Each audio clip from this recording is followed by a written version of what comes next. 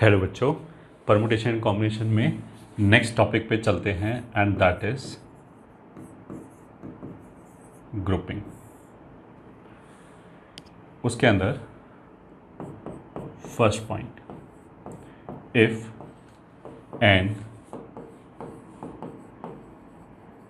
Different objects are to be divided into k groups with group sizes as n1, n2, n3 and so on up till nk, where no two groups have same size, that is ni is not equals to nj if I is not equals to j। ये जो हमने language में बोला है where no two groups have same size, इसी को mathematically ऐसे लिख सकते हैं n i is not equals to n j if i is not equals to j. मतलब n1 और n2 बराबर नहीं हो सकता, कहने का मतलब ये। If n different objects are to be divided into k groups with group sizes as they did this, then number of ways equals to n factorial upon n1 factorial, n2 factorial, n3 factorial and so on n k factorial। ये formula हो गया, मतलब जितने भी group size हैं हर group size से divide कर दिया। तो अच्छा, इसका वैसे मतलब क्या है? इसका मतलब ये कि मान लिया हमारे पास A B C D E F G 7 ये डिफरेंट ऑब्जेक्ट्स हैं और मान लिया इसको हमें 3 ग्रुप में डिवाइड करना है और मान लिया एक ग्रुप में 4 ऑब्जेक्ट आ रहा है, 5, 6 और 1 7। मान लिया ऐसे आ रहा है, एक में 4 ऑब्जेक्ट हैं, एक में 2 ऑब्जेक्ट है, एक में 1 ऑब्जेक्ट है। तो बेसिकली ये जो फॉर्मूला है ये ठीक है, ये मेरे को क्या काउंट करके देगा कि जैसे इसमें ये 4 ऑब्जेक्ट है ए बी सी डी, फिर मान लिया इसमें ई एफ है और इस ग्रुप में जी है, तो दे आर 3 ग्रुप्स। इसके हिसाब से ये n1 4 हो गया, n2 ये हो गया, मतलब n बराबर 7 हो गया, n1 बराबर 4 हो गया, n2 बराबर 2 हो गया और n3 बराबर 1 हो गया। तो एक तरीका ये हो गया, ठीक है। फिर दूसरा तरीका कितना हो गया कि a b c f इसमें आ जाए और e और d इसमें आ जाए और g इसमें आ जाए, ये दूसरा तरीका हो गया। अच्छा, पहले ग्रुप के अंदर ऑब्जेक्ट्स कैसे रखा हुआ है दैट इज़ इमटेरियल। मेरे को तो 3 ग्रुप्स में डिवाइड करना है, उस ग्रुप के अंदर कोई मेरे को अरेंजमेंट नहीं देखना है। तो इस हिसाब से number of ways is equals to total का फैक्टोरियल ऊपर, तो 7 फैक्टोरियल ऊपर, नीचे आ जाएगा 4 फैक्टोरियल, 2 फैक्टोरियल, 1 फैक्टोरियल। यही आंसर हो जाएगा, ठीक है। अच्छा, इसका इफ़ यू वांट प्रूफ तो वो हम एक लाइन में दे सकते हैं, नंबर ऑफ वेज बराबर टोटल, जैसे n ऑब्जेक्ट्स हैं तो n में से हमने क्या किया, 4 ऑब्जेक्ट ले लिया और उसको पहले ग्रुप में बोल दिया, पहले ग्रुप को बना दिया।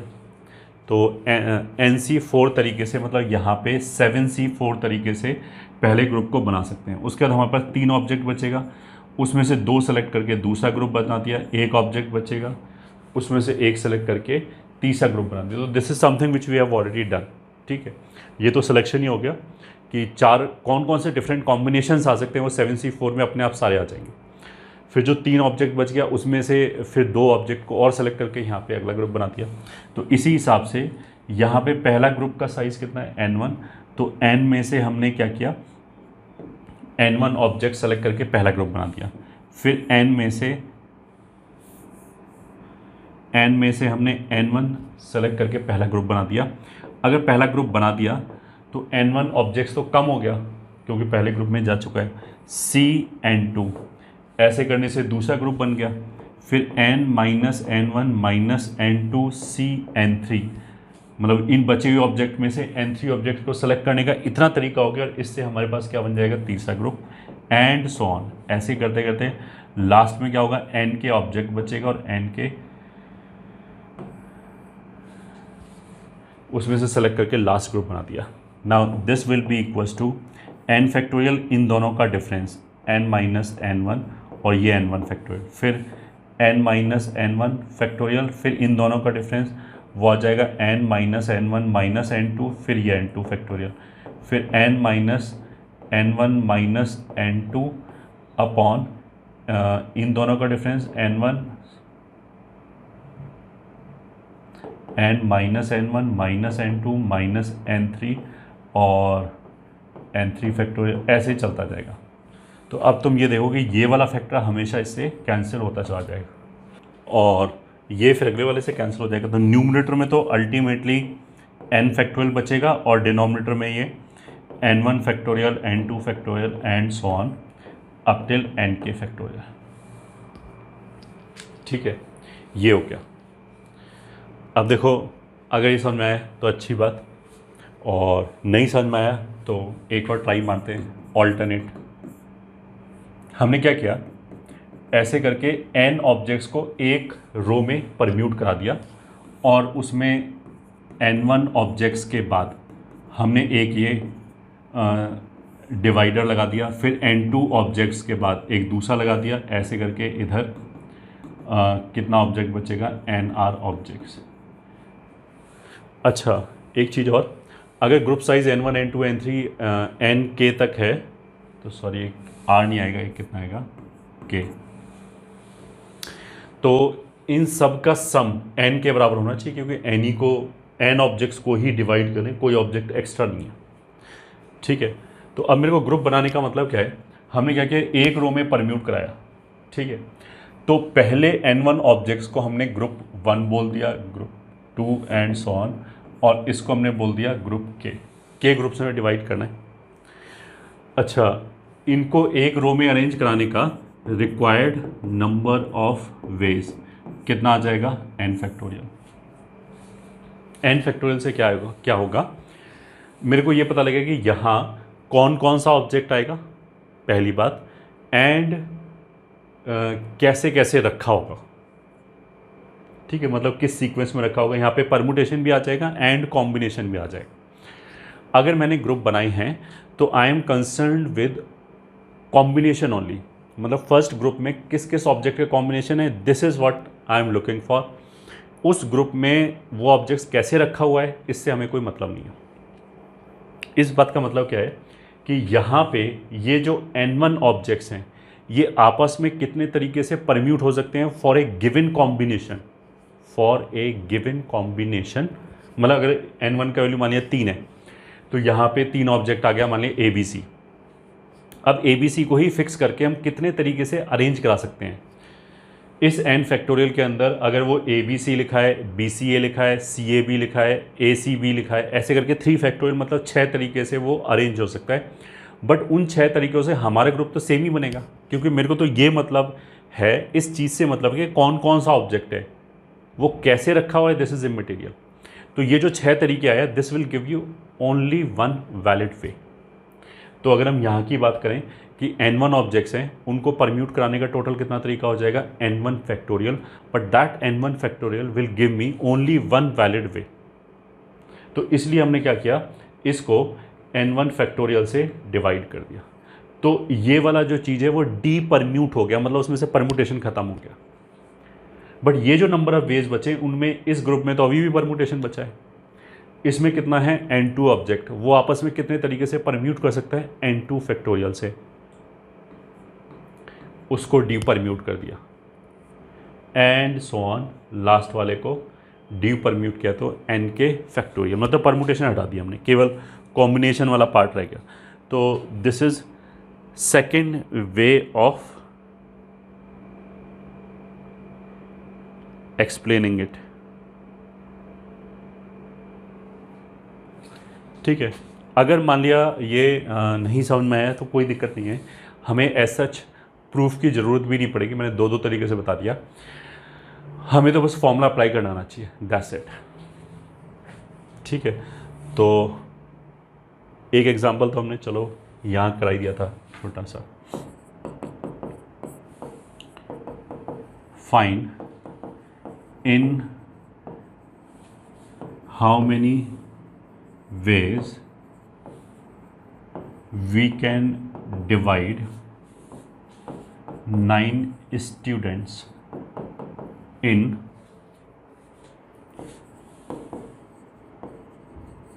3 ग्रुप्स ऑफ अनइक्वल साइजेस। मतलब 9 स्टूडेंट्स हैं, उनको हमें 3 ग्रुप में ब्रेक करना है और ग्रुप्स के साइज सेम नहीं होना चाहिए किसी भी 2 ग्रुप के। तो सॉल्यूशन क्या हो जाएगा, चलो और क्लैरिटी से लिख लेते हैं, that is no 2 groups should have same size. ठीक है, तो अब तुम ऐसे देखो कि 9 को हमें ब्रेक करना है, 3 ग्रुप्स में डिवाइड करना है, मतलब 3 पार्ट में।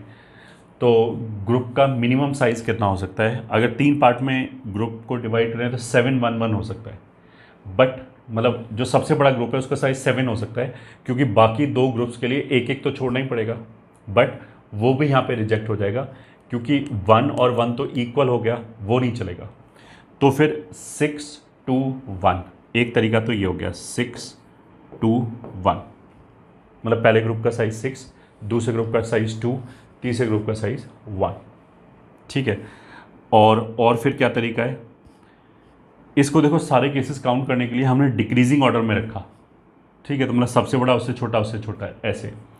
तो 6 के बाद अगला नंबर कितना आएगा 5, 5 के बाद अगला नंबर, इसको 4 कर सकते हैं बट 9 खत्म हो जाएगा, मेरे को 3 ग्रुप बनाना है, तो 5 और 3 8 और 1 9। ठीक है, एक ये तरीका हो गया। अच्छा, 3 को फर्दर ब्रेक करके अगर मैंने 2 करके एक इसको दे दिया, 2 2 कर दिया, तो वो नहीं चलेगा क्योंकि फिर 2 ग्रुप्स का साइज सेम हो गया, तो अब इसमें कुछ भी नहीं कर सकते। तो अब इस पहले वाले 5 को घटाया 4, इक्वल हो नहीं सकता, तो 4 के बाद 4 हम लेंगे नहीं, और डिक्रीजिंग ऑर्डर में रखा है। डिक्रीजिंग ऑर्डर में क्यों रखा है, क्योंकि देखो 3 5 1 बनाने का कोई सेंस ही नहीं है, 3 5 1 और 5 3 1 दोनों एक ही बात है, सेम तरीके से ग्रुप को बनाया जा रहा है। तो डिक्रीजिंग ऑर्डर में बस इसलिए रखा कि हम फालतू कुछ काउंट ना करें और सारे केसेस कवर हो जाएं। तो अगर ये 4 है तो अगले वाला, अगर ये इक्वल्स टू वाला कंडीशन नहीं होता तो हम 4 4 1 करते इसको, ये ठीक है। बट अगर ये 4 है तो अगले वाला 4 से छोटा ही होना चाहिए, तो 4 से इमीडिएट छोटा कितना होगा 3, तो 4 और 3 7 और 2 9, एक ये तरीका हो गया। उसके बाद तुम देख सकते हो कुछ भी इससे छोटा नहीं हो सकता, क्योंकि देखो 9 अगर 3 पार्ट में हमने ब्रेक किया तो एवरेज साइज़ कितना होगा 3, तो जो सबसे बड़ा है वो तो 3 से बड़ा ही होना चाहिए। या वैसे भी करके देख लो, अगर मैंने 3 यहाँ पे किया तो उससे अगला 3 से छोटा ही होना चाहिए गिवन कंडीशंस के हिसाब से। तो 3 के बाद कितना लिख सकते हैं 2, और 2 के बाद कितना लिख सकते हैं 1, तो 3 2 5 और 1 6 ही ऑब्जेक्ट हुआ, 9 ऑब्जेक्ट हो गए नहीं। तो बस यही 3 तरीके हैं। ठीक है, तो ऐसे भी कर सकते हैं और ऐसे भी कर सकते हैं और ऐसे भी कर सकते हैं। और का मतलब क्या है समेशन, तो हमारा आ जाएगा रिक्वायर्ड नंबर ऑफ वेज बराबर, अगर इस तरीके से ब्रेक किया है तो आ जाएगा 9 factorial upon 6 factorial 2 factorial 1 factorial. और का मतलब क्या है ऑप्शन, दैट मीन्स एडिशन। फिर 9 factorial upon 5 factorial 3 factorial 1 factorial plus 9 factorial upon 4 factorial 3 factorial 2 factorial. यही आंसर हो गया। ठीक है, बस यही तरीका हो गया ग्रुप्स में डिवाइड करने का। ये हमारा ग्रुपिंग में पहला फॉर्मूला हो गया, जिसमें n डिफरेंट ऑब्जेक्ट्स को we are dividing into k groups. Second, if n different objects are divided into k groups such that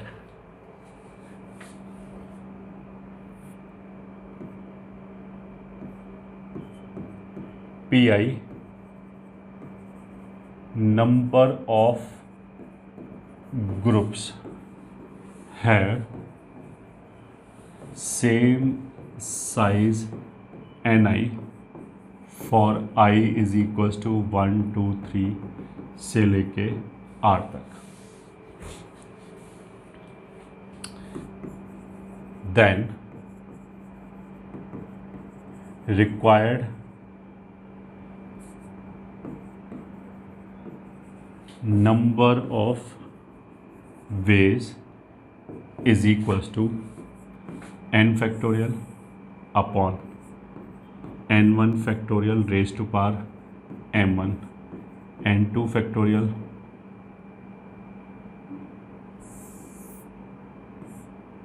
pi बोला है n1 factorial raised to power p1 n2 factorial raised to power p2 and so on up till nr factorial raised to power pr into p1 factorial p2 factorial and so on up till pr factorial. वैसे तो ये जो formula है this is a general formula, और अगर हमने ये formula लिखा तो पहले वाले फार्मूले की हमें ज़रूरत ही नहीं है क्योंकि वो इसी में कवर हो जाएगा. अब ये दिखने में कॉम्प्लिकेटेड लग रहा है तो पहले तो हम समझते हैं कि करना क्या है. हमारे पास n डिफरेंट ऑब्जेक्ट्स हैं, उसमें क्या बनाना है टोटल k ग्रुप्स. ठीक है, टोटल k ग्रुप्स बनाने हैं और इस बार क्या है कि ग्रुप का साइज इक्वल हो सकता है और उसने बोला कि p1 नंबर ऑफ ग्रुप का साइज n1 है. तो मतलब इसमें एक आया n1 फिर n1 फिर n1 ऐसे करते करते n1 इतने ग्रुप्स आए और ये कितने हैं p1 ग्रुप्स. ठीक है, फिर p2 groups n2 group size के ग्रुप आए n2 n2 n2 up till n2 और ऐसे कितने ग्रुप्स हैं p2 ग्रुप्स. ठीक है, फिर ऐसे ही n3 वाले आ गए n3 n3 एंड n3 और ऐसे कितने ग्रुप है p3 ग्रुप्स. ठीक है, एंड सो ऑन. और लास्ट में उसने क्या बोला है कि nr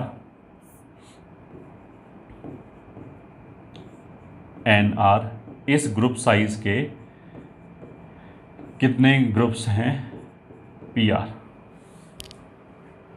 ठीक है, तो अब देखो इस के हिसाब से जो ग्रुप्स है वो कितने होंगे p1 groups plus p2 plus p3 up till pr. तो इसके हिसाब से p1 plus p2 plus p3 plus and so on pr, ये टोटल कितने ग्रुप्स हैं k. ठीक है, अच्छा n1 के p1 ग्रुप्स हैं तो टोटल ऑब्जेक्ट्स यहाँ पे कितनी यूज़ हुई होंगी n1 p1 प्लस ये n2 ग्रुप्स साइज़ वाले ग्रुप्स बनाने में टोटल कितनी ऑब्जेक्ट यूज़ हुई होंगी n2 p2 plus and so on nr pr. ये टोटल ऑब्जेक्ट्स हो गया n. तो इसका फॉर्मूला ये है. ठीक है, अब देखो ये जो हमने फॉर्मूला लिखा है इसी का थोड़ा सा हम बोल सकते हैं एडवांस्ड वर्जन है या फॉर्मूला 2.0 है, ऐसे बोल सकते हैं. ऊपर हमें क्या करना है n फैक्टोरियल से डिवाइड करना है, नीचे हमें क्या करना है जितने भी ग्रुप्स बने हैं टोटल k ग्रुप्स हर ग्रुप के साइज से डिवाइड करना है. ठीक है, तो उस हिसाब से n फैक्टोरियल यहाँ पे आ गया और नीचे जितने भी ग्रुप्स बने. ठीक है, ग्रुप्स यहाँ पे देखो ऐसे नहीं है कि एक ग्रुप दो ग्रुप तीन ग्रुप है ऐसे करके r ग्रुप्स नहीं, ये है 1 2 3 4 5 6 ऐसे करके ये सारे गिने जाएंगे. तो जब हम उस फॉर्मूले को लगाएंगे पहले वाले को तो उसके हिसाब से n1 फैक्टोरियल से डिवाइड किया, फिर n1 फैक्टोरियल से डिवाइड किया, फिर n1 फैक्टोरियल से डिवाइड किया, फिर n1 फैक्टोरियल से डिवाइड किया. तो n1 फैक्टोरियल से टोटल कितनी बार डिवाइड किया p1 बार, वो बस इसने क्या किया मिला के ये लिख दिया n1 factorial n1 factorial n1 factorial p1 times है, तो मिला के ये लिख दिया। फिर हम n2 के ग्रुप में शुरू हुआ है, n2 फैक्टोरियल से डिवाइड किया, फिर n2 फैक्टोरियल, फिर n2 factorial and so on, कितनी बार, p2 बार। तो n2 फैक्टोरियल से कितनी बार डिवाइड करेंगे, p2 बार, तो वो मिला के ये लिख दिया। फिर ऐसे ही ये एंड सो ऑन, ऐसे ही nr फैक्टोरियल से pr। तो उसका मतलब क्या है कि जो लास्ट फॉर्मूला है अगर हम उसमें कोई भी चेंज ना करें तो इतना आ जाएगा, इतना तो लास्ट फॉर्मूले से ही आ गया। बस इसमें ये एडिशनल फैक्टोरियल क्या आ गया कि इस वाले केस में अगर ग्रुप साइज सेम है कुछ ग्रुप्स का, तो जितने ग्रुप्स के साइज सेम हैं, एक पर्टिकुलर साइज के जितने ग्रुप्स हैं उतने फैक्टोरियल से एडिशनली डिवाइड करेंगे। तो यहाँ पे जैसे n1 कितने ग्रुप्स का साइज सेम है, p1 नंबर ऑफ ग्रुप्स का, तो p1 फैक्टोरियल से एडिशनली डिवाइड किया। फिर ऐसे ही n2 वाले कितने ग्रुप्स हैं, p2, तो p2 फैक्टोरियल से एडिशनली डिवाइड किया। ये वाला चीज़ हम ऐसे ही बोल सकते हैं कि यहाँ पे भी लिखा है बट वो दिख नहीं रहा, क्योंकि किसी भी ग्रुप का साइज सेम नहीं है। तो p1 p2 p3 सब की वैल्यू 1 1 1 1 है, तो यहाँ पे 1 फैक्टोरियल 1 फैक्टोरियल 1 फैक्टोरियल ऐसे और लिखा है बस। तो कहने का मतलब है कि ये स्पेशल केस हो गया, जनरल फॉर्मूला यही हो गया। तो अगर ये मेरे को समझ में आया तो वो पहला पढ़ने की ज़रूरत ही नहीं है। तो इसका भी एक एग्जांपल देख लेते हैं। एग्जांपल, मान लिया अगर हमारे पास 10 डिफरेंट ऑब्जेक्ट्स है, ठीक है, और इसको हमने ऐसे ग्रुप में डिवाइड किया, एक में दो, एक में दो, एक में दो, तो 2 और 2 4, 6 और 3 9 और 1 10। कितने ग्रुप हो गए टोटल, 1 2 3 4 5। तो रिक्वायर्ड नंबर ऑफ वेज बराबर 10 फैक्टोरियल ऊपर, फिर 2 फैक्टोरियल 2 फैक्टोरियल 2 फैक्टोरियल को मिला के एक साथ लिख दिया 3 फैक्टोरियल इनटू, फिर इसकी वजह से 3 फैक्टोरियल, फिर इसके ग्रुप साइज़ की वजह से 1 फैक्टोरियल। इसको हम ऐसे भी बोल सकते हैं। उसके बाद क्या करो, जो ये पावर हैं उन फैक्टोरियल से और एडिशनली डिवाइड कर दो। ये p1 पावर क्यों आया होगा, क्योंकि n1 के p1 ग्रुप्स होगा। तो ये 3 क्यों आया है, क्योंकि 2 2 2 के 3 ग्रुप्स है, तो बिकॉज 3 ग्रुप का साइज सेम है तो इसलिए एक एडिशनली 3 फैक्टोरियल और आएगा। बस यही आंसर हो गया, बाकी दोनों को तो डिफरेंट ही है, तो यही आंसर हो गया, ठीक है। और मान लिया example 2, find in how many veg we can divide 10 players into 5 teams of 2 players in each। तो सोल्यूशन क्या हो गया कि हमारे पास 10 प्लेयर्स हैं और 2 2 2 2 2 की 5 टीम बनानी है, तो कितने तरीके से डिवाइड कर सकते हैं। Required number of ways will be 10 factorial upon 2 factorial raise to power 5, और बिकॉज 5 ग्रुप का साइज सेम है इसलिए एडिशनली 5 फैक्टोरियल। ये आंसर आ गया, इतने ग्रुप्स में डिवाइड कर सकते हैं।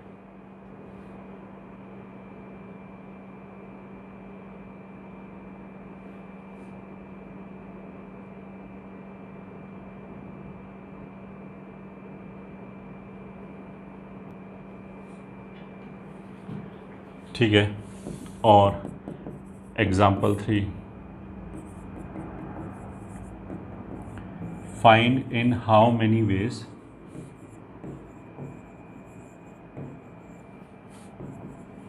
We can distribute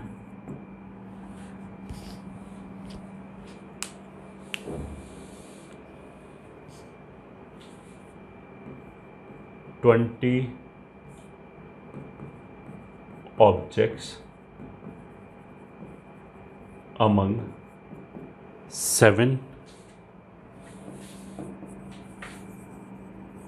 students such that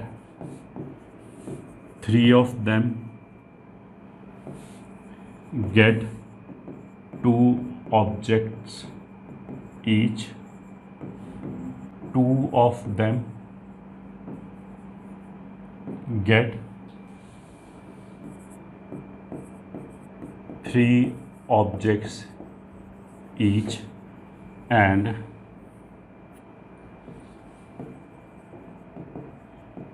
remaining two get four objects each। इसमें क्या हो गया, इसमें ग्रुपिंग प्लस डिस्ट्रीब्यूशन दोनों आ गया। तो उसने क्या बोला है कि हमारे पास टोटल कितना ऑब्जेक्ट्स हैं, 20 ऑब्जेक्ट्स, 20 डिफरेंट ऑब्जेक्ट्स,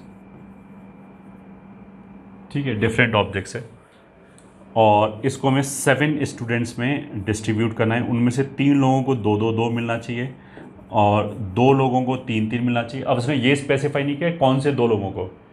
अगर वो ये बोलता है कि ये जो 3 हैं वो ABC को ही मिलना चाहिए, तो फिर पर्टिकुलर लोग बोलता, ठीक है, 3 of them get such that 3 particular of them get 2 objects each, कुछ ऐसे होना चाहिए। ऐसा तो कुछ है नहीं, बस उसने तो नंबरों पे ही क्या बोलते हैं कंडीशन इम्पोज किया है। और 2 ग्रुप्स को कितना हो गया, 4-4, तो ये कितना हो गया, 6 और 6 12 और 8 20, सही है। तो पहले हम ये करेंगे कि G1 G2 G3 G4 G5 G6 और G7 ऐसे हम 7 ग्रुप में हमने पोटलियाँ बांध के रख लिया, और पहले उसमें 2 ऑब्जेक्ट हैं, अगले उसमें 2 ऑब्जेक्ट हैं, एंड सो ऑन। फिर इन 7 पोटलियों को, ये ठीक है, 7 ग्रुप्स को we will distribute among 7 students. तो इस क्वेश्चन को हमने 2 पार्ट में ब्रेक कर दिया, पहले ग्रुपिंग है फिर डिस्ट्रीब्यूशन है। तो फिर हमारा आंसर क्या आएगा, रिक्वायर्ड नंबर ऑफ वेज बराबर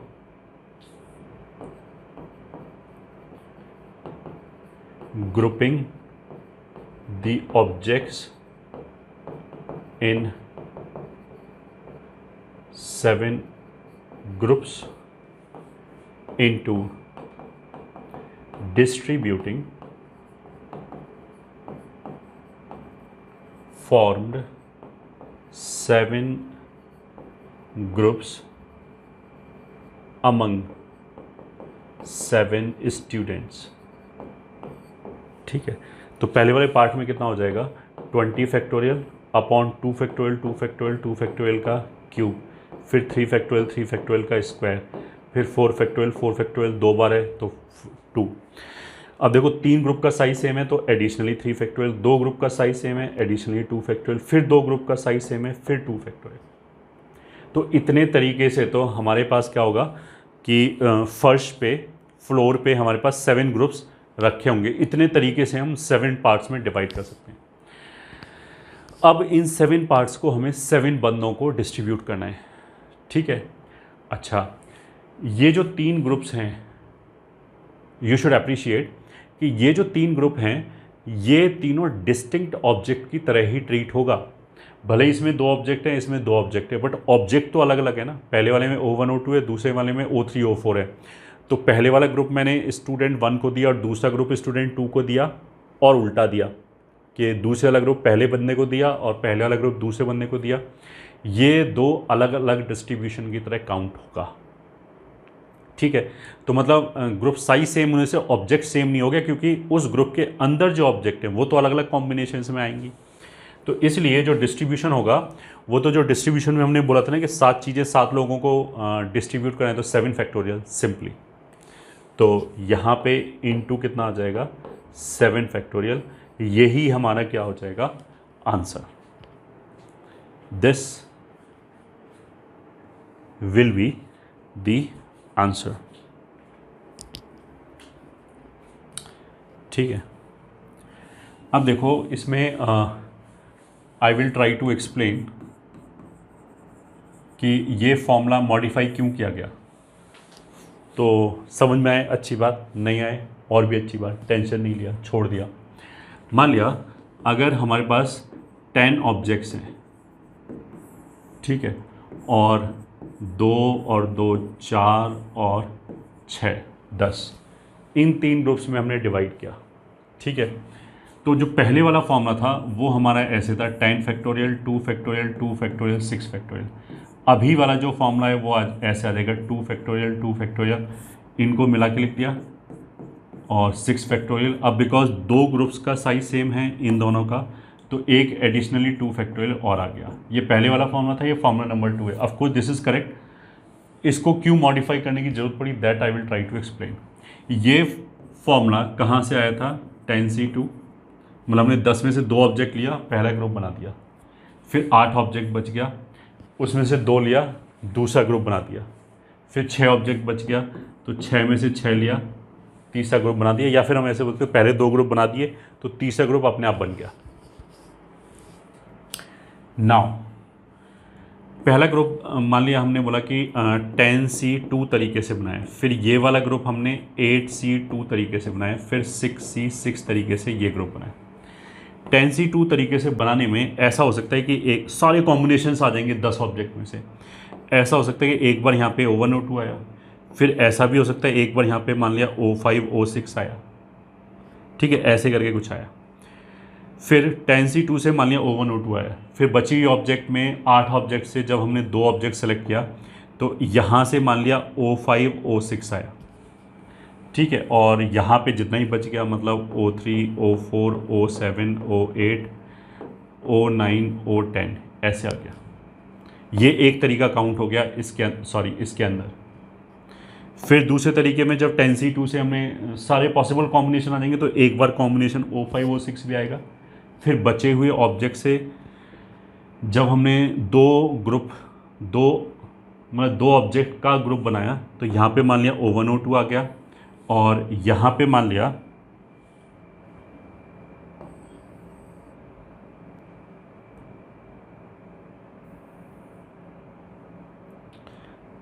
ठीक है, यही आ गया वापस। तो ये इसमें अब एक इसमें सेपरेट केस की तरह काउंट होगा। तो गड़बड़ क्या है, देखो अगर मैं इसमें देखूं तो मेरे पास 3 ग्रुप हैं, एक ग्रुप में O1 O2 है, एक में O5 O6 है, एक में ये। इसको देखूं तो इसमें भी 3 ग्रुप हैं, एक ग्रुप में O1 O2 है, एक में O5 O6 है, और एक में ये ऑब्जेक्ट्स है। तो ये दोनों तो ग्रुपिंग के हिसाब से एक ही बात है, इन दोनों में कोई अंतर ही नहीं है। 3 ग्रुप बने, तीनों का कॉन्स्टिट्यूशन जो है वो सेम ही है, ये ठीक है, उसके अंदर जो कॉन्स्टिट्यूएंट्स हैं वो सेम ही है। तो ये तो हमारे लिए तो एक ही केस हो गया। बट यहाँ पे क्या होगा कि ये सेपरेट केस की तरह काउंट हो रहा है। क्यों काउंट हो रहा है, क्योंकि हमने सेम चीज़ 2 बार किया है ऐसे करके, पहले 2 का ग्रुप बनाए फिर 2 का ग्रुप बनाया, उसके लिए हमने इसको मल्टीप्लाई किया है। अगर मल्टीप्लाई किया है तो उसमें ऑर्डर आ जाएगा। ऐसा पहले में क्यों नहीं हो रहा था, क्योंकि पहले वाले केस में ग्रुप साइज ही अलग है। जैसे इस वाले केस में भी इन दोनों के बीच में ऑर्डर आएगा ही नहीं, क्योंकि यहाँ 2 ऑब्जेक्ट लेने हैं, यहाँ 6 ऑब्जेक्ट लेने हैं, तो 6 ऑब्जेक्ट यहाँ पे आ ही नहीं सकता जब 2 लेने हैं। तो अगर ग्रुप साइज डिफरेंट है तब इस फॉर्मूले के साथ कोई दिक्कत नहीं है।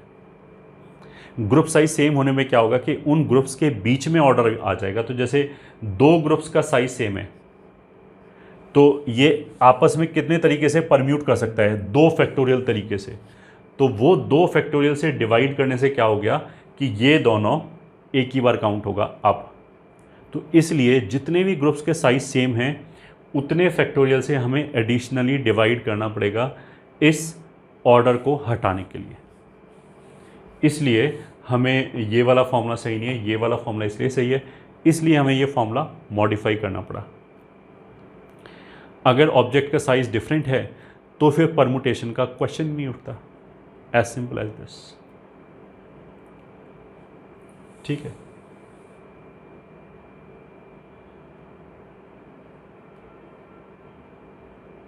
हाँ, ये इसका एक्सप्लेनेशन हो गया बस। और नोट में if we need to distribute formed are groups among our persons, ये ठीक है, 1 group to each, then number of ways बराबर r फैक्टोरियल। मतलब यहाँ पे ये बोला गया है कि एक बार अगर हमने ग्रुप बना लिए और आर ग्रुप्स बन गए, उनको आर लोगों को डिस्ट्रीब्यूट करना है, तो that will be treated as r different object. R लोगों को डिस्ट्रीब्यूट करने का नंबर ऑफ तरीका कितना हो जाएगा, सिंपली आर फैक्टोरियल, और कुछ नहीं। ठीक है, ग्रुप का साइज़ भले ही डिफरेंट हो, भले ही सेम हो, उससे कोई फ़र्क नहीं पड़ता, क्योंकि ऑब्जेक्ट तो डिफरेंट डिफरेंट ही होगा। पहला ये हो गया। दूसरा, अगर मान लिया हमने ग्रुप्स बनाए और उनको कुछ ही लोगों को डिस्ट्रीब्यूट किया, तो कभी भी हम दो ग्रुप्स को एक बंदे को नहीं देंगे। सही है। दूसरा, in grouping we will not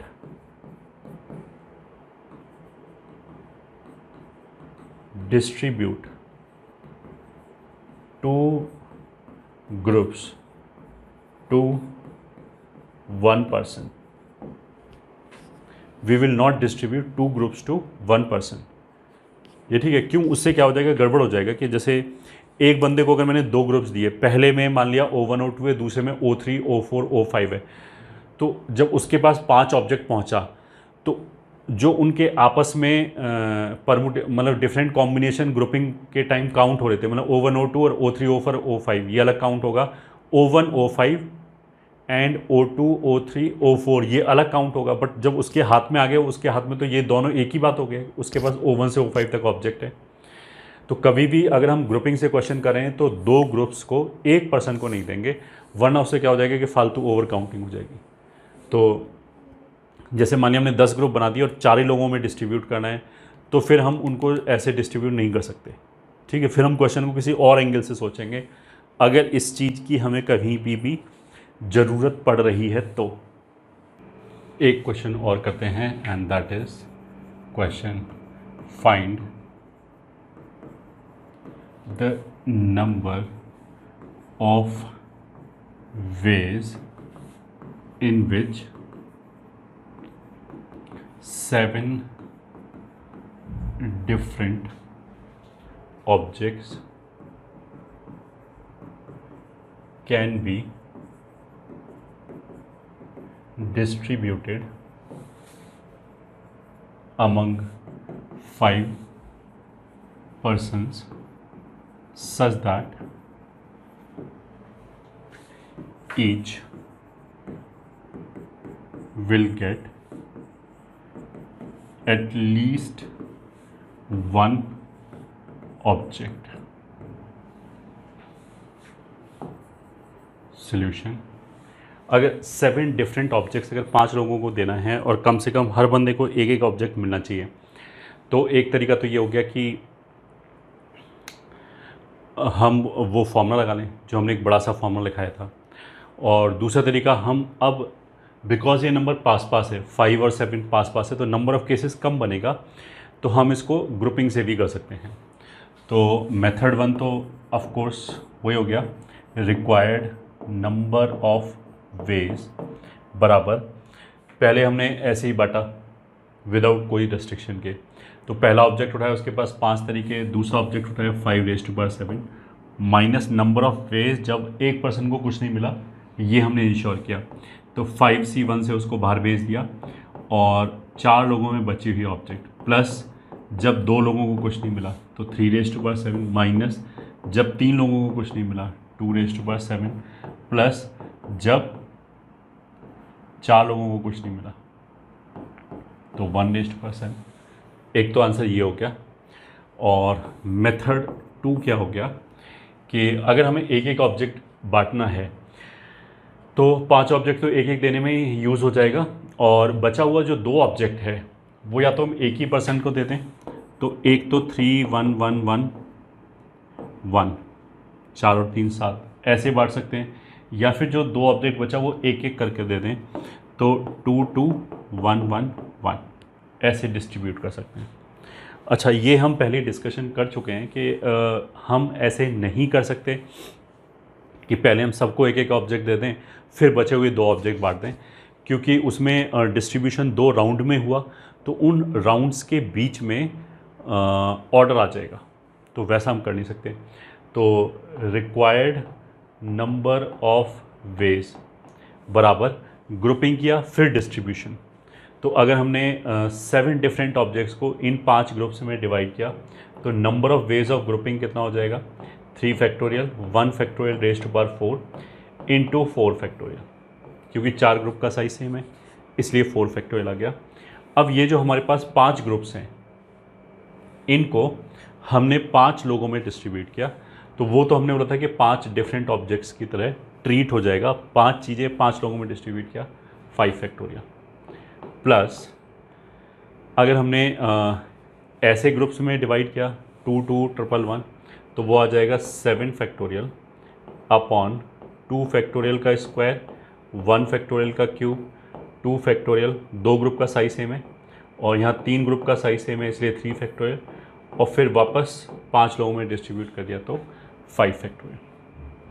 तो if you want you can calculate both the things and both the answers should match.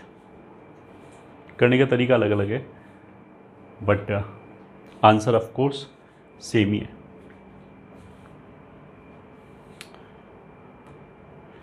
अब आगे चलते हैं। नेक्स्ट टाइप ऑफ क्वेश्चन करते हैं, sum of numbers. Sum of numbers का मतलब क्या है कि क्वेश्चन में उसने ये बोला कि कुछ भी उसने डिजिट दिए कि इन डिजिट्स को यूज़ करके हमने सारे जितने भी पॉसिबल नंबर हैं वो नंबर बनाए, तो फिर उनका सम कितना होगा ये बताना है।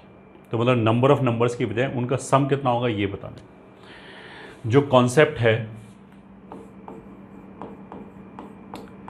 वो बेसिकली प्लेस वैल्यू से आ जाएगा। मान लिया अगर मेरे को ये जोड़ना है 2 7 5 एंड 3 2 8, मान लिया ये ऐड करना है, ये ठीक है, सम चाहिए।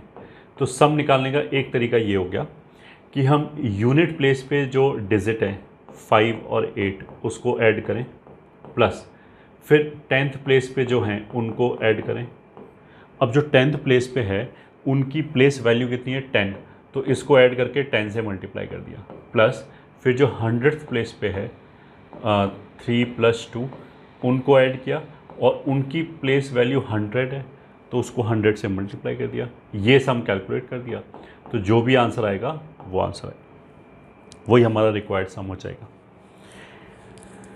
अब ऑफ कोर्स ये देखने के बाद हमारे दिमाग में क्या जाएगा कि यार ये सब करने की ज़रूरत ही क्यों पड़ी, सीधा सीधा जोड़ लेते। तो ये तो मैंने देखो तुम्हें कॉन्सेप्ट बताया कि हम जोड़ेंगे कैसे। सीधा सीधा जोड़ लेते मतलब 2 नंबर है तो ऑफकोर्स सीधा सीधा जोड़ लेंगे, बट 2 नंबर नहीं बनेगा। मान लिया हमारे नंबर बने 50,000, अब उन 50,000 नंबर को लिख के ऐसे थोड़ा जोड़ेंगे। तो उसके लिए तो वी रिक्वायर सम एल्गोरिदम और मेथड कि हम विदाउट नंबर्स को लिखें उनको, उनका सम कर पाएँ। तो बस कॉन्सेप्ट के नाम पे तो यही है और कुछ नहीं। अब सीधा क्वेश्चन करते हैं। क्वेश्चन जो मैं लूँगा तो वो मैं लेंदी लूँगा ताकि सारी चीज़ें उसमें इलस्ट्रेट किया जा सके, बट उस क्वेश्चन में हम कुछ सर्टेन कंडीशंस लगा के उसको बहुत इजी बना सकते हैं। मतलब कैलकुलेशन वाइज काफ़ी कम कैलकुलेशन कर सकते हैं। मैं तो जनरल केस लेने की कोशिश करूँगा so that all the things can be illustrated. तो let's start question. Let numbers are formed using all the given digit 0 1 1 2 2 3 4 5। ठीक है, ये 8 डिजिट्स दे रखे हैं। इन 8 डिजिट्स को यूज़ करके जितने भी नंबर बन सकते हैं वो हमने सारे नंबर बना लिए। Numbers are formed using this, ये ठीक है। Then find sum of all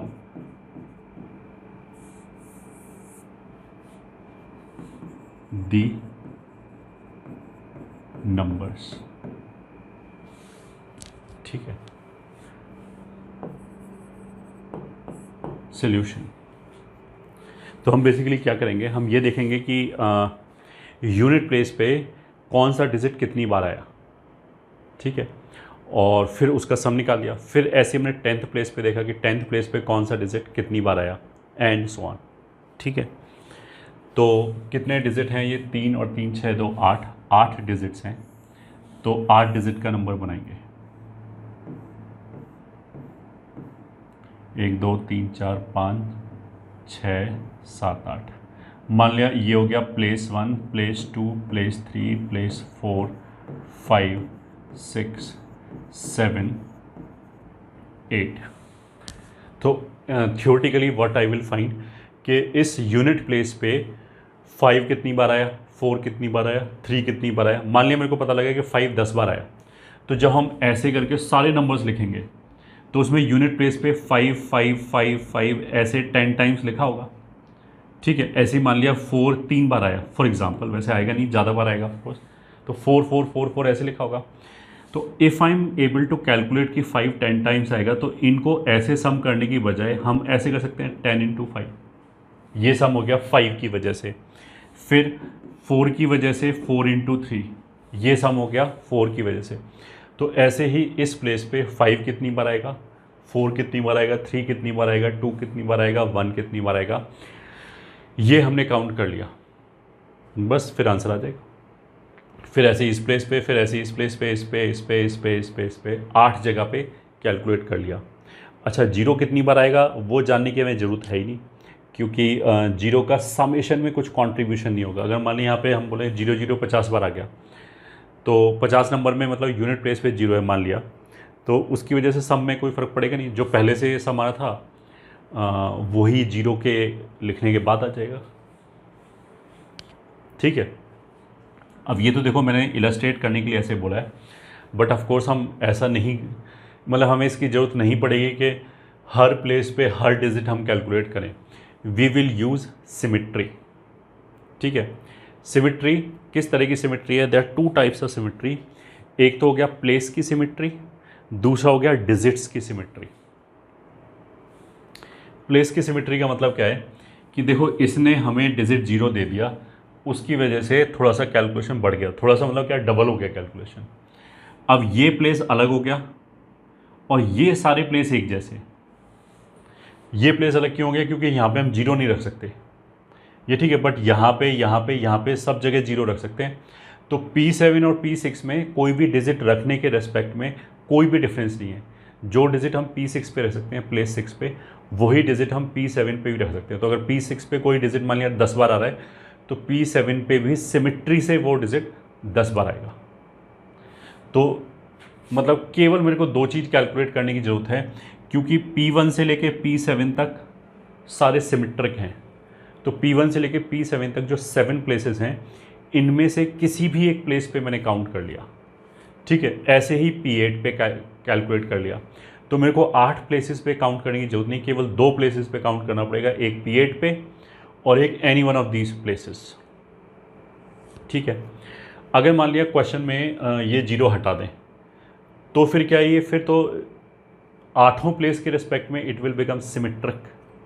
फिर तो बस आधा काम हो गया। फिर तो 2 की बजाय किसी भी एक प्लेस पे काउंट कर लो कि कौन सा डिजिट कितनी बार आया, और हर प्लेस पे वो डिजिट उतनी बार ही आएगा। पहला सिमेट्री तो ये हो गया।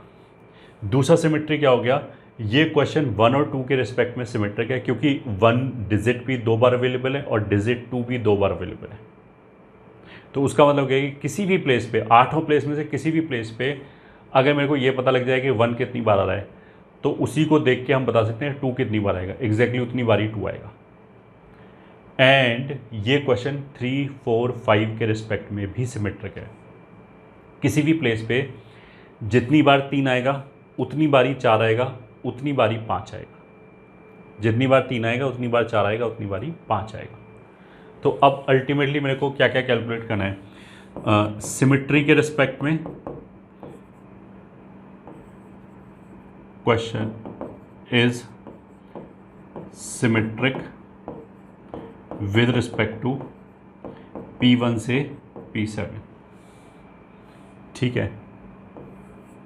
Also question is symmetric with respect to digit 1 and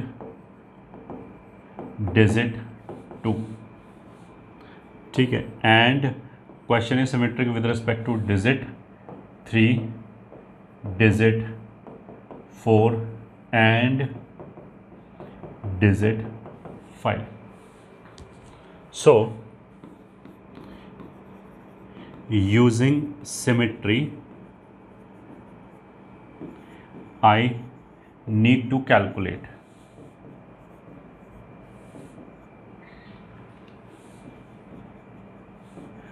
number of times 1 is present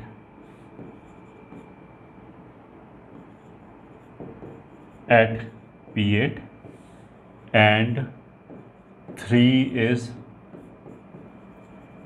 present at P8 and P1, ये ठीक है, P8 एंड P1, बस ये कैलकुलेट करना है इसमें, इसलिए टोटल हमारी कितनी कैलकुलेशन खर्च होंगी, 4, कि इस प्लेस पे 1 कितनी बार आए ये बताना है, और इस प्लेस पे मतलब इनमें से कोई भी एक प्लेस ले लो, P1 ले लिया मैंने फॉर एग्जांपल,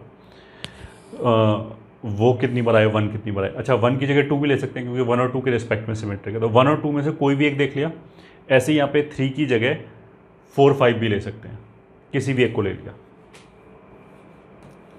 तो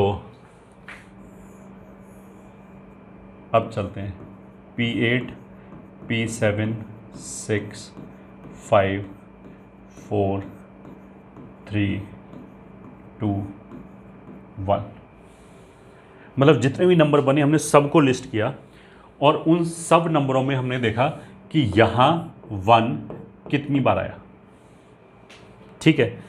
तो अब तुम ऐसा देखो कि उन सब नंबरों में जितने भी नंबर्स लिखे होंगे, यहाँ तो 1 लिखा होगा, और यहाँ क्या है 0, 1, 1, 2, 2, 3, 4, 5, देखो एक 1 तो यहाँ ब्लॉक हो गया उन सारे नंबरों में।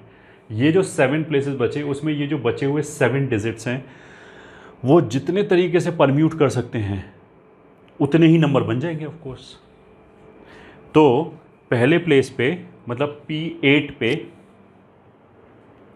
1 को फिक्स करने के बाद बचे हुए डिजिट के जितने भी परमुटेशन आ जाएंगे इन 7 प्लेसेस पे, वही आंसर हो जाएगा, ठीक है। तो कितने परमुटेशन आ जाएंगे, 7 फैक्टोरियल, 7 डिजिट्स को इन जगह पे रखना है, जिसमें से 2 2 रिपीटिंग है, तो 7 फैक्टोरियल अपॉन 2 फैक्टोरियल। तो number of times 1 will be present at P8 will be this, ठीक है, 0 से कोई लेने देना ही नहीं है।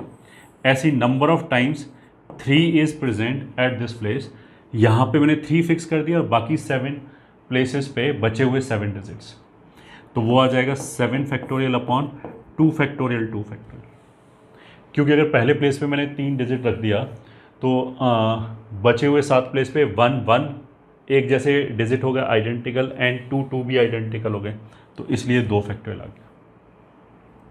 ऐसे ही इस प्लेस पे मैंने कैलकुलेट किया कि 1 कितनी बार आएगा, इस प्लेस पे मैंने 1 रख के और बाकी 7 डिजिट्स को यहाँ परम्यूट करा दिया।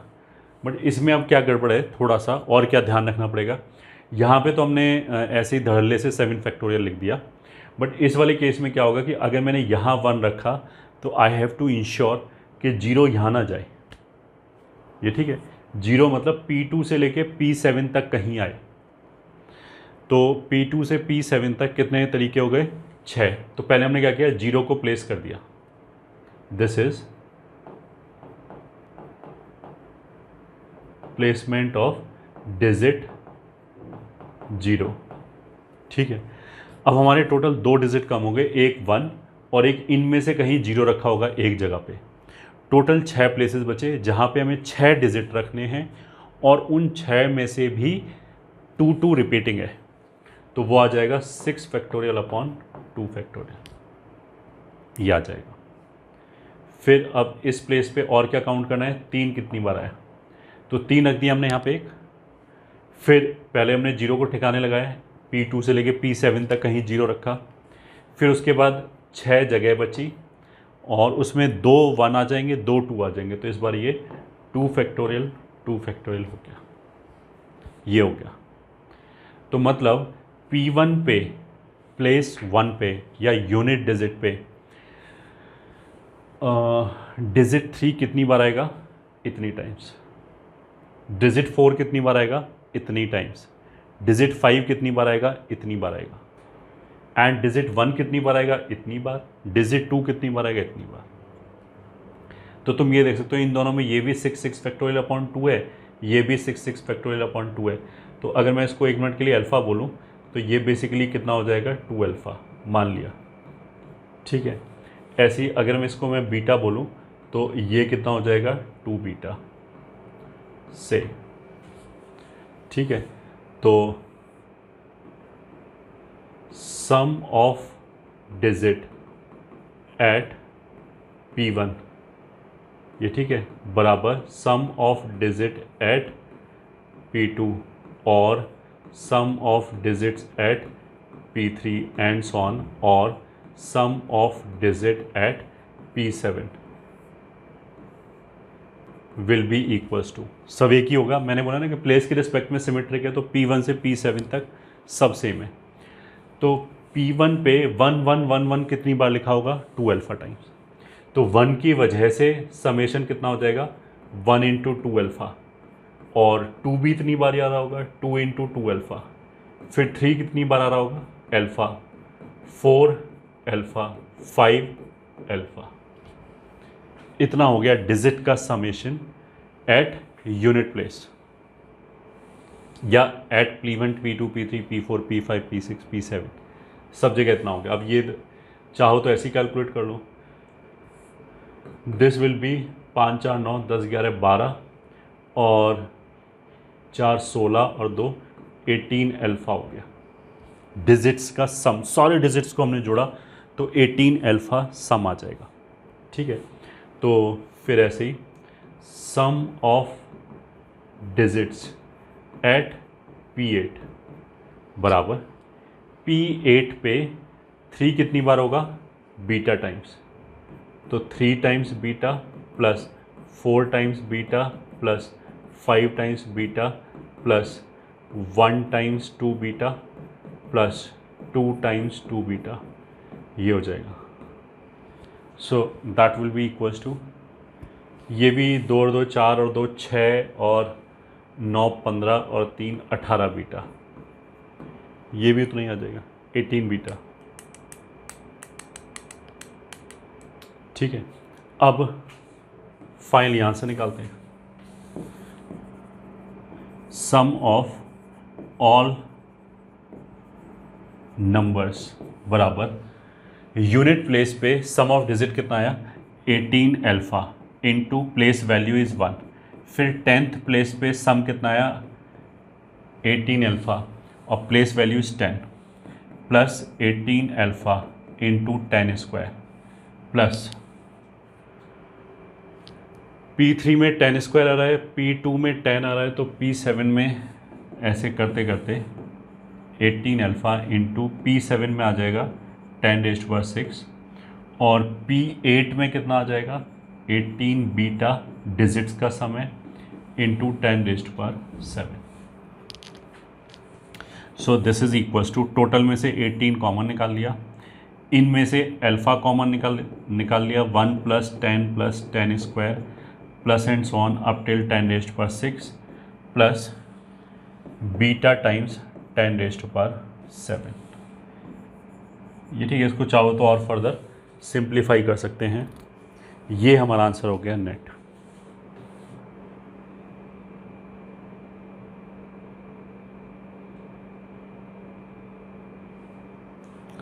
This will be the answer.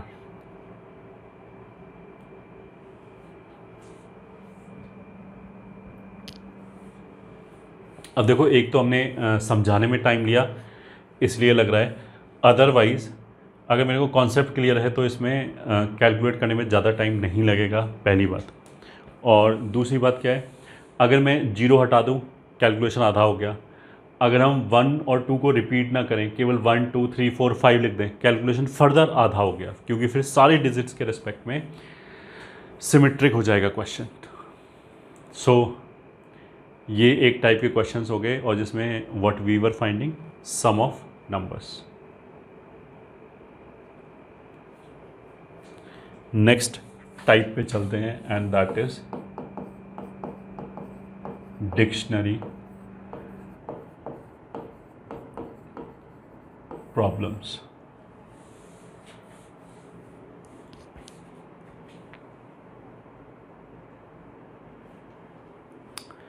Dictionary problem का मतलब क्या है कि हमें कोई वर्ड दे दिया और फिर हमने बोला कि उस वर्ड के अंदर जितने भी लेटर्स हैं सबको परम्यूट करा के जितने भी वर्ड्स बन सकते हैं हमने सारे वर्ड्स बनाए, और उन सारे वर्ड्स को हमने एक डिक्शनरी में अरेंज किया, जैसे डिक्शनरी में करते हैं अल्फ़ाबेटिकली।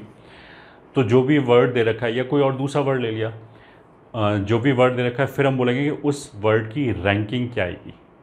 इस तरह का क्वेश्चन हो गया। ठीक है, तो इस तरह का क्वेश्चन करने के लिए, जैसे मान लें कोई भी मैंने वर्ड लिया, फॉर एग्जांपल दिल्ली ले लिया फॉर एग्जांपल, और मेरे को ये बताने कि दिल्ली के जितने भी लेटर्स हैं सबका हमने परम्यूटेशन किया और उनको हमने डिक्शनरी में अरेंज किया, तो दिल्ली कौन से नंबर पे आएगा ये। ठीक है, उन वर्ड्स में दिल्ली जो वर्ड है वो पर्टिकुलर वर्ड कौन से नंबर पे आएगा। तो कैलकुलेट करने का सिंपल तरीका है कि जो वर्ड है दिल्ली, उसमें लेफ्ट हैंड साइड से हम शुरू करेंगे डी से। तो आई विल सी के डी से पहले कौन कौन सा अल्फ़ाबेट आ सकता है वो सारे काउंट कर लिए। अब उसके बाद डिक्शनरी में जो अगला नंबर आएगा, सॉरी अगला जो वर्ड आएगा वो डी से ही शुरू होगा। तो फिर मैंने डी फिक्स कर लिया, फिर अगला वर्ड आया ई से, फिर अगला वर्ड ई आया, सॉरी अगला वर्ड नहीं, अगला लेटर ई आया। तो फिर मैं ये देखूँगा कि ई से पहले जो बचे हुए, डी तो फिक्स हो गया पहले वाले प्लेस पे, जो बचे हुए लेटर्स हैं उनमें ई से पहले कौन कौन आ सकता है। ठीक है, ऐसे करके हम काउंट करते हुए चले जाएंगे कि लेफ्ट हैंड साइड से बेसिकली हम इफेक्टिवली वर्ड बनाना चालू कर देंगे। तो ई से पहले जो जो आ सकता है वो रख के हमने काउंट कर लिए। फिर जब वो सारे वर्ड्स खत्म होंगे, अगला वर्ड तो फिर डी ई से ही शुरू होगा, तो फिर डी ई एल में फिर हम देखेंगे एल से पहले क्या क्या आ सकता है वो काउंट कर लिया, एंड सो ऑन। मतलब लेफ्ट हैंड साइड से हम कंस्ट्रक्ट कर रहे हैं पूरे वर्ड को। ठीक है, तो लेट्स स्टार्ट। तो इसमें और कोई कॉन्सेप्ट है नहीं, डिक्शनरी सभी ने देखा हुआ होगा मोस्ट प्रॉबेबली, बस काउंट करना है। If words are formed using all the letters of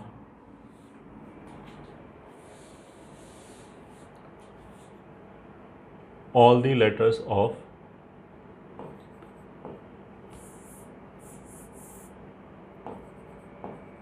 मान लिया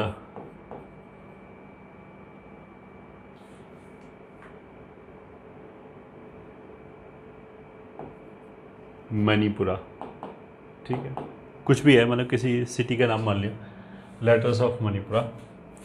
and if these words are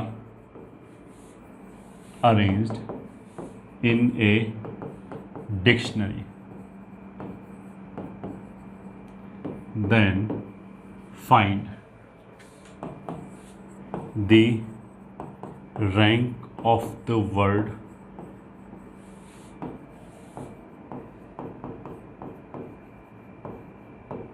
Manipura. ठीक है,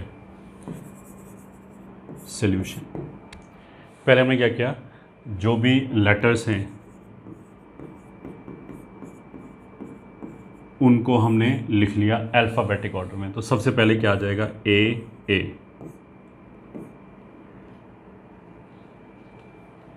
फिर उसके बाद क्या आ जाएगा, सीधा आई, ठीक है, फिर MNOP, तो फिर आ जाएगा M, फिर आ जाएगा N, फिर आ जाएगा P, फिर आ जाएगा R, फिर आ जाएगा U। ये ठीक है, ये अल्फ़ाबेटिकल ऑर्डर हो गया।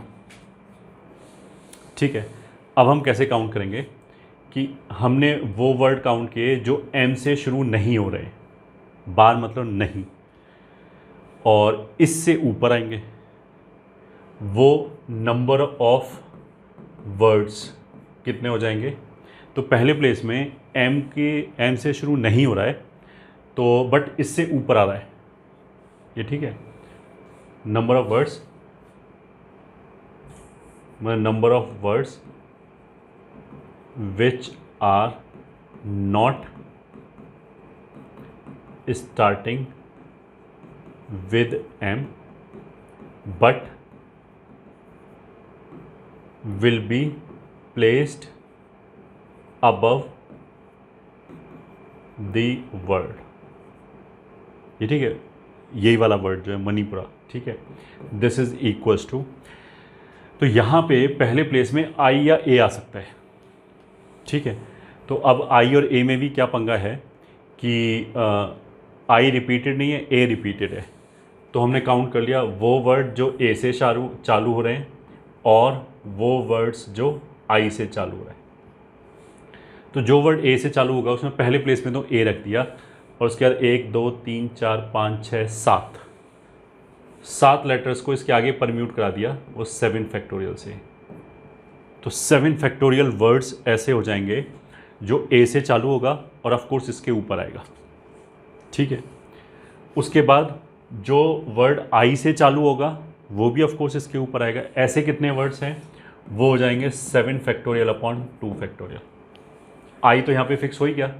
उसके बाद कितने लेटर्स बचे टोटल 7, और उसमें से ए आइडेंटिकल हैं तो इसलिए 2 फैक्टोरियल, ठीक है। अब ये काउंट हो गया।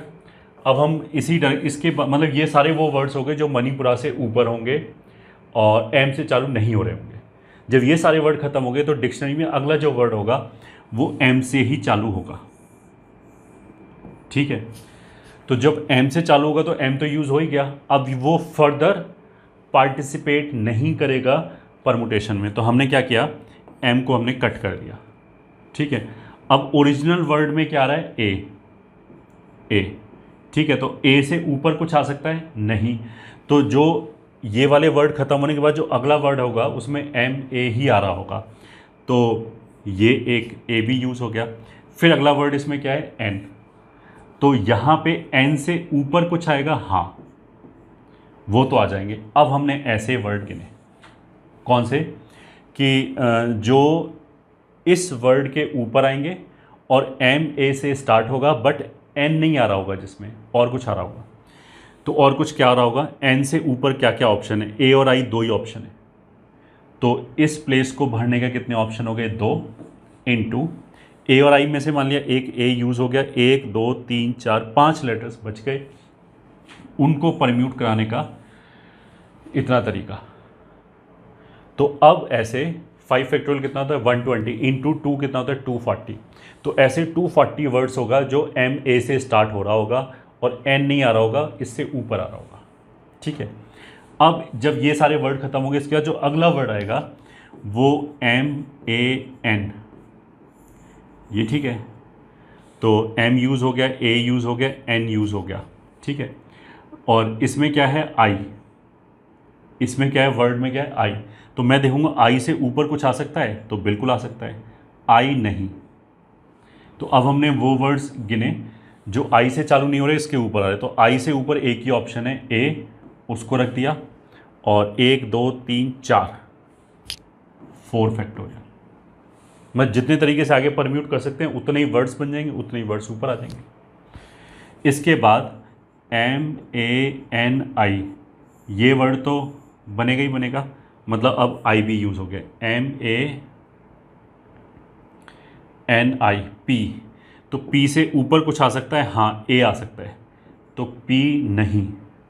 ऐसे कितने वर्ड हो गए, ए आ गया पहले प्लेस पे यहाँ पे, और 1 2 3 बचा तो 3 फैक्टोरियल। इतने वर्ड्स होंगे जो एम ए एन आई से चालू होगा और पी नहीं आ रहा होगा, पी से पहले ए आ रहा होगा। फिर इसके बाद M A N I P, तो N A N I P भी यूज़ हो गया है, ठीक है। अब ओरिजिनल वर्ड में क्या है, पी के बाद यू, तो यू से ऊपर कुछ आ सकता है, बिल्कुल आ सकता है, खूब सारी चीज़ें आ सकती हैं। तो वो वर्ड हम हमने गिने। तो यू से ऊपर क्या क्या आ सकता है, ए और आर 2 ऑप्शन है, इनटू मान लिया ए रख दिया यहाँ पे, 2 लेटर्स बच जाएंगे, उसके लिए 2 फैक्टोरियल, इतने वर्ड्स भी इससे ऊपर ही आएंगे। फिर उसके बाद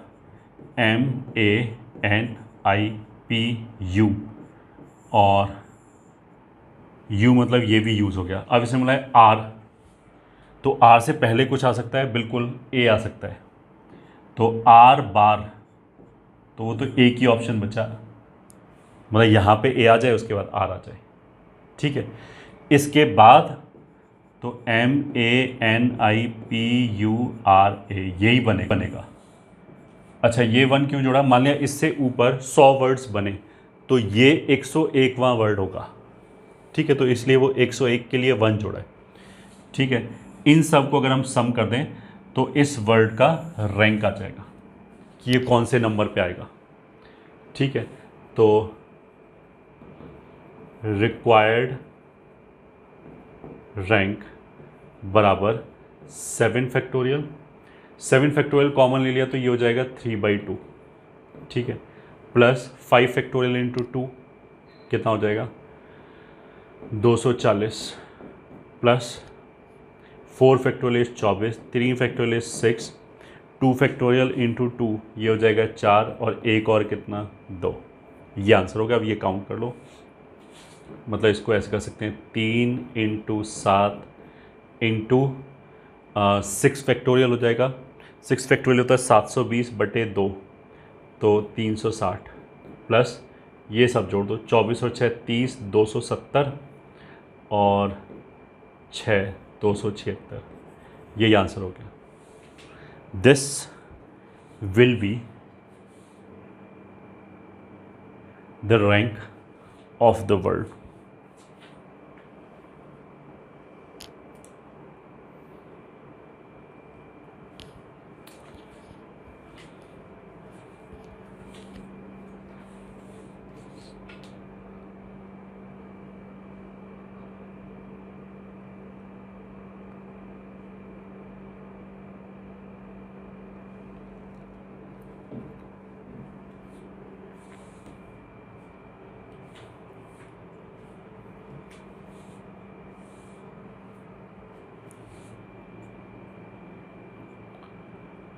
तो ये हो गया हमारा डिक्शनरी प्रॉब्लम,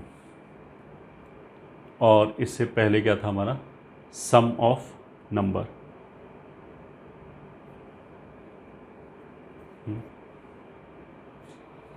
अब आगे कुछ क्वेश्चन और कर लेते हैं। Question 1, find number of numbers in number of 5-digit numbers in which digits are in first part,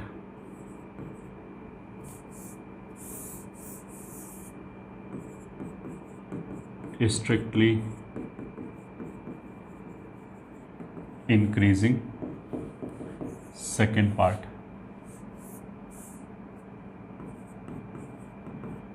strictly decreasing order from left to right। तो सॉल्यूशन, पहले पार्ट में उसने क्या बोला है कि अगर हम लेफ़्ट से राइट में जाएं तो डिजिट स्ट्रिक्टली इंक्रीजिंग होना चाहिए। तो फॉर एग्जांपल अगर मैं लिखा 1 3 5 8 9 तो this is a valid number, क्योंकि आगे जाने पे स्ट्रिक्टली इंक्रीज़ कर रहा है डिजिट, ठीक है। 1 से बड़ा 3 आ गया, फिर उससे बड़ा 5 आ गया, फिर उससे बड़ा 8 आ गया, तो ऐसे अगर 1 2 3 4 5 ये लिख दें ये भी चलेगा, ठीक है। 1 2 4 3 7 ये नहीं चलेगा, क्योंकि 4 से 3 तक जाने में डिजिट डिक्रीज हो गया, तो डिक्रीज नहीं होना चाहिए। तो कैसे करेंगे? Number of ways is equals to, सबसे पहली बात तो अगर डिजिट आगे जाने पे इंक्रीज़ कर रहा है तो सारे पांचों डिजिट डिफरेंट होने चाहिए, तभी तो अलग अलग होनी चाहिए, तभी तो इंक्रीज़ करेगा। पहली बात, पांचों डिजिट डिफरेंट होने चाहिए। अगर मैं तुम्हें कोई भी 5 डिजिट दे दूं, ठीक है, तो उनको इंक्रीजिंग ऑर्डर में रखने का एक ही तरीका आएगा। ठीक है, अगर मैंने तुम्हें देख लिया कि 8 ले लो, 9 ले लो, 5 3 1 ये नंबर दे दिया मैंने, तो इनको इंक्रीजिंग ऑर्डर में रखने का एक ही तरीका आएगा कि सबसे छोटा सबसे पहले, फिर उससे बड़ा, फिर उससे बड़ा, फिर उससे बड़ा, एंड सो ऑन। उसका मतलब क्या है कि क्वेश्चन इफेक्टिवली सिलेक्शन का है। जितने तरीके से I can select 5 different digits, उतने ही नंबर्स बन जाएंगे। Plus 0 I can not select, क्योंकि 0 जो होगा वो सबसे छोटा डिजिट होगा, वो सबसे पहले आएगा। सबसे पहले अगर आ गया 5 सेलेक्टेड डिजिट में तो वो 5 डिजिट का नंबर ही नहीं बचेगा, 4 डिजिट का नंबर हो जाएगा। तो इसलिए what I will do, number of ways is 9 में से मैंने 5 डिजिट सेलेक्ट कर लिया। बस सिलेक्शन के बाद उनको रखने का एक ही तरीका, ये कि 9 डिजिट मतलब लीविंग 0, और रखने का एक ही तरीका ये, ठीक है। This is selection of 5 digits from 9 non-zero digits. This is arrangement of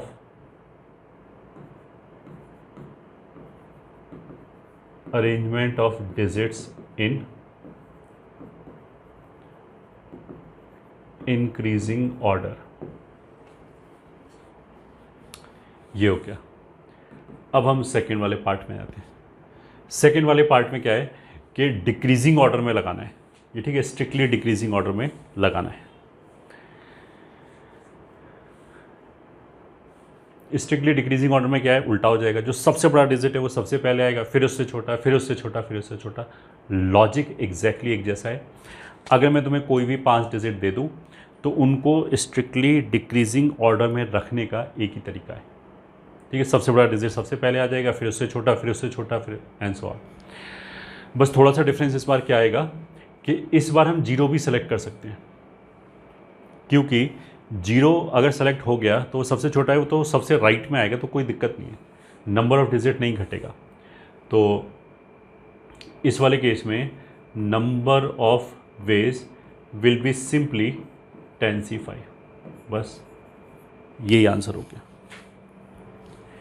ये ही आंसर हो गया।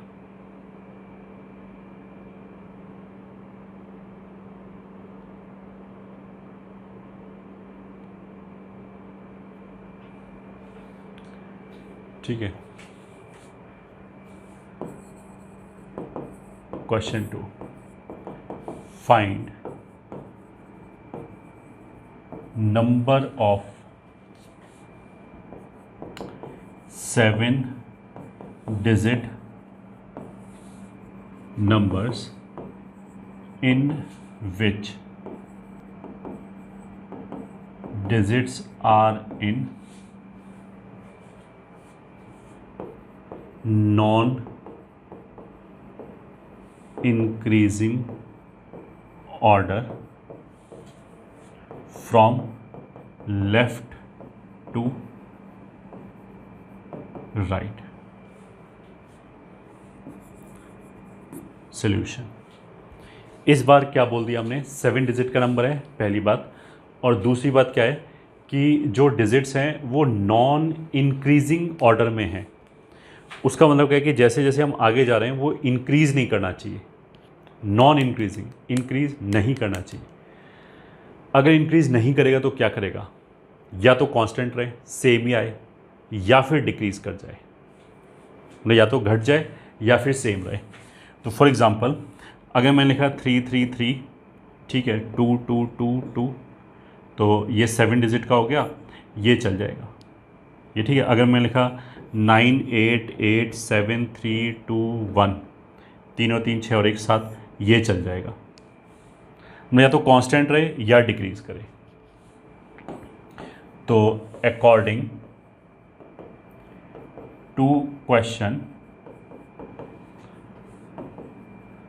the digit must remain same or should decrease when moving left to right. Left से राइट पे जाते समय और डिजिट या तो सेम रहे या फिर डिक्रीज करे। तो अब देखो इसमें जो इसमें है तो क्वेश्चन अल्टीमेटली सिलेक्शन का।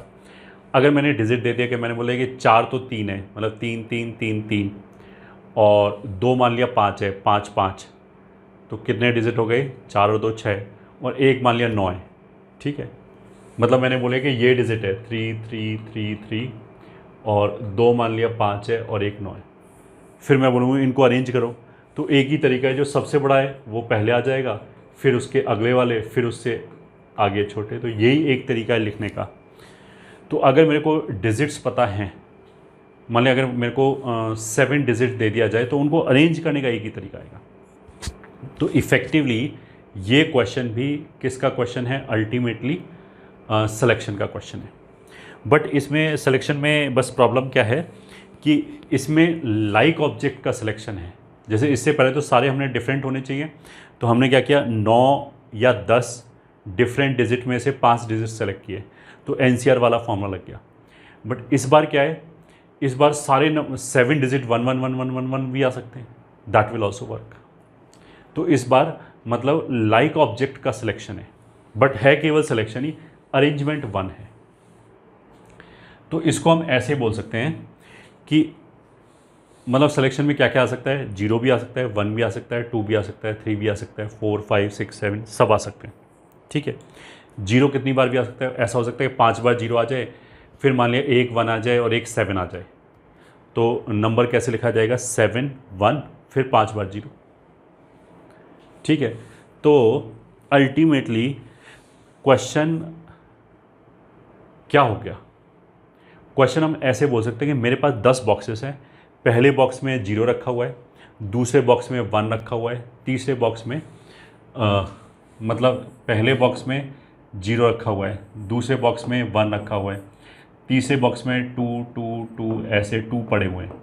ठीक है, ऐसे इसमें 1 1 1 1 पड़ा हुआ है, इसमें 0 0 0 0 ऐसे पड़ा हुआ है, और लास्ट वाले बॉक्स में 9 9 9 9 ऐसे 9 पड़े हुए हैं। ठीक है, तो according to question we need to select 7 objects from 10 boxes। ठीक है, और उनका अरेंजमेंट का एक ही तरीका हो गया। तो हम इसको सॉल्व कैसे करेंगे? Let x1 objects are selected from first bag। x1 objects are selected from first bag, that is x1 number of digit 0 are selected। इसका मतलब ये है। ठीक है, and x2 objects are selected from second bag। ठीक है, and so on, x10 objects are selected from 10th bag. तो फिर again according to question x1 plus x2 plus x3 plus and so on up till x10 is equals to 7, क्योंकि total मिला के इन सब से मेरे को 7 डिजिट सेलेक्ट करने, मतलब 7 ऑब्जेक्ट सेलेक्ट करने। अब वो 7 के 7 ऑब्जेक्ट्स डिफरेंट भी हो सकते हैं, और ऐसा भी हो सकता है कि कुछ रिपीटेटिव हो, वो सब चल जाएगा।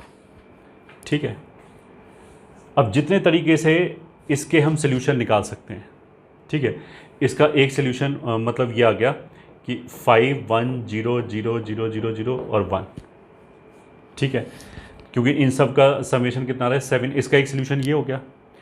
इस सोल्यूशन का मतलब क्या हो गया कि हमने 5 तो 0 ले लिया, एक 1 ले लिया और एक 9 ले लिया। तो जो नंबर बनेगा वो बनेगा 9 1 0 0 0 0 0, ये बनेगा, ठीक है। एक सोल्यूशन ऐसे भी हो सकता है 3 और 4 और बाकी सब 0 0 0, मतलब हमने 1 1 1 3 बार ले लिया, 2 2 2 2 4 बार ले लिया, बस बाकी सब 0 0 बार। तो यहाँ पे वर्ड बन जाएगा 2 2 2 2 फिर 1 1 1, ये नंबर बन जाएगा।